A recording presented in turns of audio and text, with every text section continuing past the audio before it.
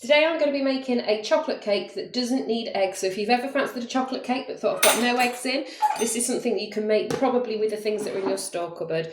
I'm having a go today at making a no edit video.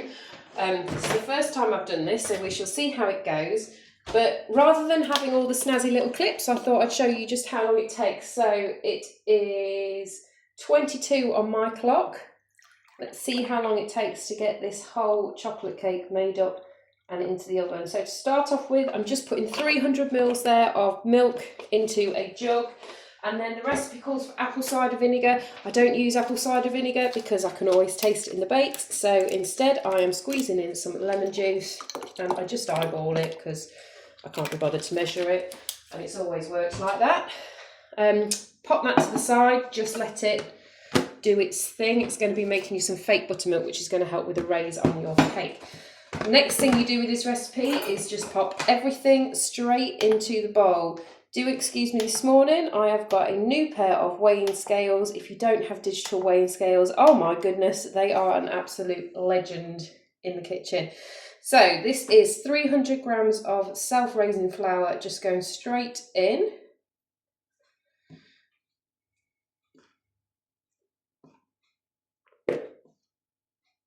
Doesn't have to be exact.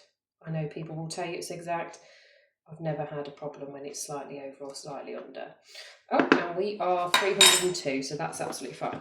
So 300 of your self-raising flour going in. Sugar, you want 200 grams of your sugar going in. This is just granulated sugar because I never buy caster sugar or anything particularly special. Just use what I have in the cupboard, and that's generally granulated sugar. There we go, 200 of that. And then I need some margarine, which I've got behind me. This has actually come from a vegan cookery book. I'm not using vegan things today, but you can make this vegan really easily by just using an oat milk or replacing this spread. That is way too much. Or replacing this spread with a vegan dairy-free spread. It will work just the same. Don't you always take out too much? There we go, 150 grams of the spread you want to pop in there. And then some cocoa powder. I need some teaspoons of cocoa powder, 4 teaspoons. I'm always a bit heavy on the cocoa powder. This is just a dessert spoon because I don't mind if there's a bit too much in there. In fact, I quite like it when it's a little bit darker. This cake today is going to be for a birthday, so I'm just making it up today, and then later I will be doing part 2 of this video and icing it, decorating it, which I'm sure will be interesting. So that's a teaspoon of bicarb going in, and then all I need is some vanilla essence, just half a teaspoon of vanilla extract, and I'm going to pop that into my milk mixture like that. Again, I've just eyeballed it because, you know, don't really measure it out properly.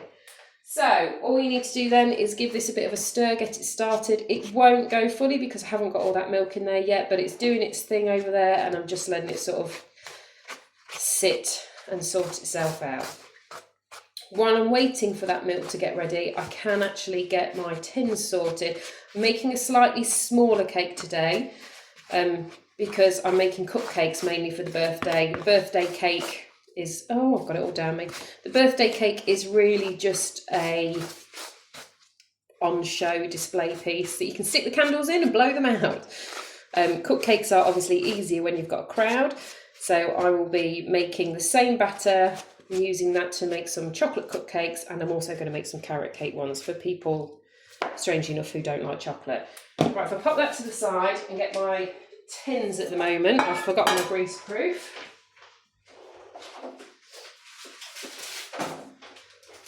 There we go. I'm quite lazy when it comes to lining tins and things.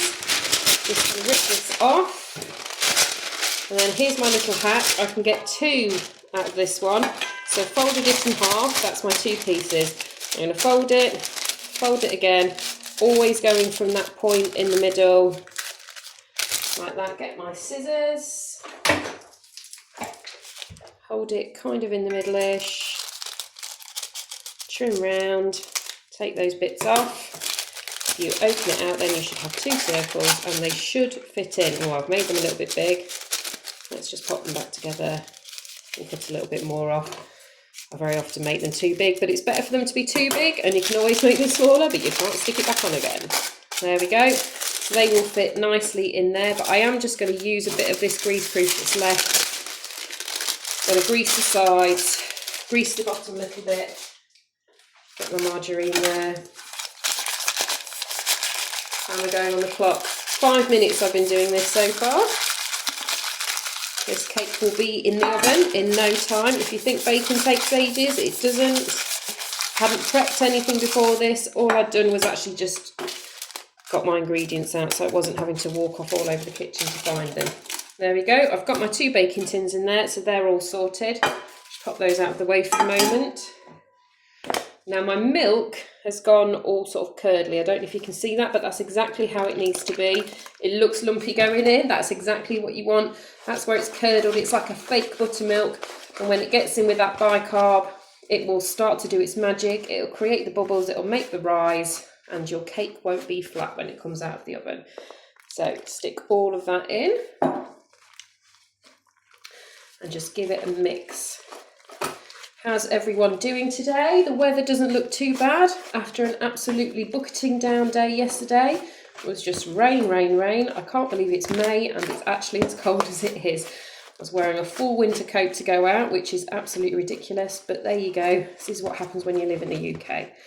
So you can see that it's now starting to all get combined in there. It really doesn't take long. You don't need to have a special food mix or anything else. Just a spoon, even if you haven't got a wooden spoon. I've done this before with a metal one. No, it doesn't really matter. So there is my cake mix. It's almost come together. What I will get is a spatula. Oops. If you grab a spatula, it just means that you can take it off the spoon, unless you've got a child that's wanting to lick the spoon. But I will warn you, it does take a bit. Tastes a bit weird sometimes when you've got that fake buttercream in there. And just scrape down the sides, make sure it's all combined, and then I am ready to go in my tins. So all this mixture won't fit in because this mixture usually goes in a slightly bigger cake tin, but that's fine because the rest I will just put in my cupcakes. Just pop it in. Whoop. That was not done very prettily, but there you go. This is what happens when you do a no edit video. You can see just how things go in a normal kitchen rather than all the professional looking shots that have had all the awkward bits taken out of it. Oh, it does look like this might actually all fit in my tins. I'm going to make them quite deep because I've only got 2 of these tins. So scrape that off on the side of the bowl. Don't want to waste that. All that will still get used in a second. All you're going to do is spread it round. Make sure you've got it in. Make sure your sponges are even. Well, this one's got more in, so let's just scrape out that last little bit.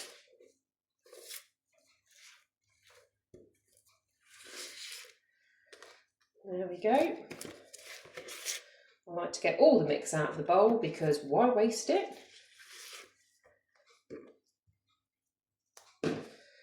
And the one thing that I do like to do is once I've got it spread into the bowl, into the tins rather, I like to sort of push it up towards the edges so that you've got a little bit of a dome in the middle. That's because cakes always rise more in the middle. This way, the hope is that your cake will come out flatter. You won't have so much to cut off, especially when you're making a sandwich cake. It doesn't matter too much with everything else. Oh, I've really messed that one up there. There we go.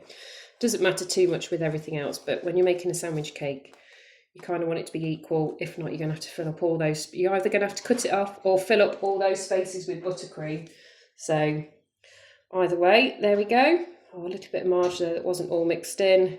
Right, that is ready for the oven for about 20 minutes. I'm going to give it to start off with. So I will see you in part 2 this afternoon when I decorate.